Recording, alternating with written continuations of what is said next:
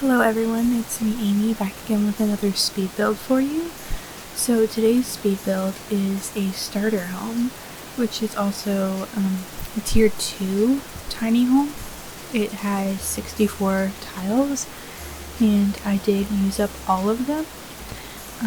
I literally hate doing starter homes, but I've been trying to work on a save file for like 3 or 4 years now, and that does require some starter homes, and I've been procrastinating doing starter homes because I hate them so much. But I'm trying to get that save file done, which I don't think it'll ever get done. Like, I don't even know at this point if it's going to be done before The Sims 5 comes out. Like, honestly, it's just so much work, and I started it in like either 2016 or 2017, I can't remember. But I started it way back a long time ago when I sucked at building, just gonna be honest. A lot of the builds that I already did back then are like the ugliest builds I've ever seen. Like, just being honest, I didn't fucking know how to build back then. So now I have to like go back and redo all of those. So this save file has been taking so long, but I'm trying my best. So this house is a tiny home, and I actually only use base game and tiny living, so it is also a restricted pack build and a tiny home and a starter home. So yeah, I won't be doing any builds like this for a while now.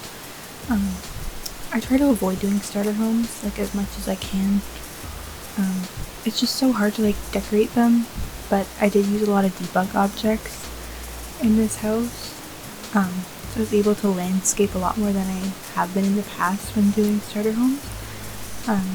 So yeah, it is base game and tiny living, so I wanted to use as much tiny living furniture as I could, but it is a little bit more expensive than other packs. So yeah, I did use the Murphy bed because I wanted to be able to fit that in there with the tiny living and base game, and so that bed is like so expensive, but I wanted to use it because it's perfect for tiny homes. And with starter homes, like, the smaller you make them, the easier it is to like fill them up because you have more money to clutter and buy decorations.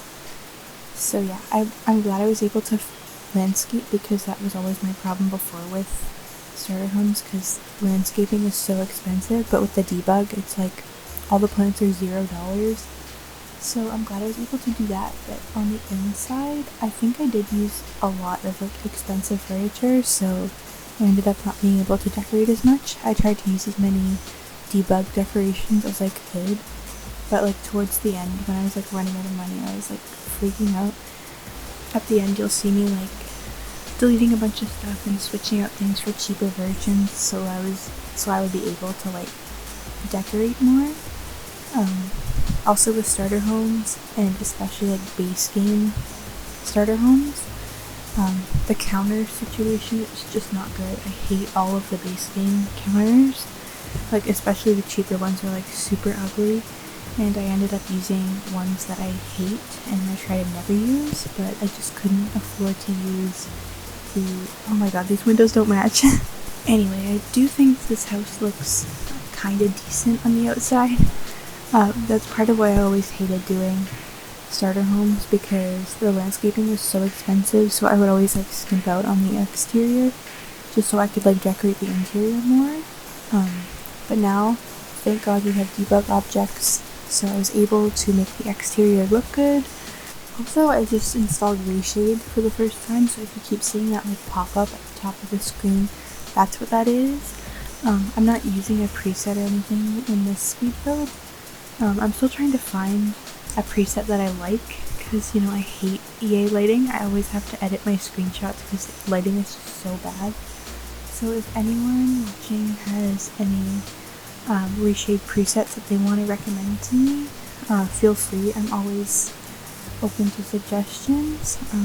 I found one that I really liked. It was I saw someone on Twitter post a screenshot, and I asked them what preset it was, and it was, I think it was Okui or something like that. It was their Technicolor Reshade preset, and it's really pretty. It's just not like gameplay friendly. So yeah, I'm trying to find one that doesn't lag my game out as much. So let me know if you have any suggestions. This counter that I used here is one of my least favorite counters. I really don't like all the base game counters. There's only like one that I really enjoy. I wish I could have used Parenthood, but they are a bit expensive, and I wanted to keep this house to base game and tiny living only, because you know I have a really bad habit of using every single pack in every build.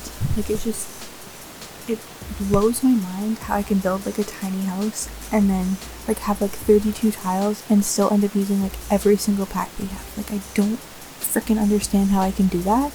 So, you know, I tried for once to limit my packs, and surprisingly this actually turned out pretty well. I usually don't like doing limited pack builds because I like having options, but I think I pulled this one off pretty well. I really like this tiny living dining chair with the wallpaper. It doesn't match perfectly, but I think it looks decent. Also, the flooring that I used is a pretty expensive one, but I think it looked really good with the wood swatch. This wood swatch from Tiny Living that I used in like the bedroom set and everything, I'm having a hard time finding like a matching existing wood swatches that go with it. It just bugs me because like there's a lot of wood swatches that we already have in the game that sort of match, but it's just like a little bit wrong. Like I feel like it's fine to pair it with something that's like completely different, like a different color, but when it's something that looks kind of same but it's just kind of off, like that's when it looks bad and I can't do it. I just can't with these wood swatches. I'm so sorry.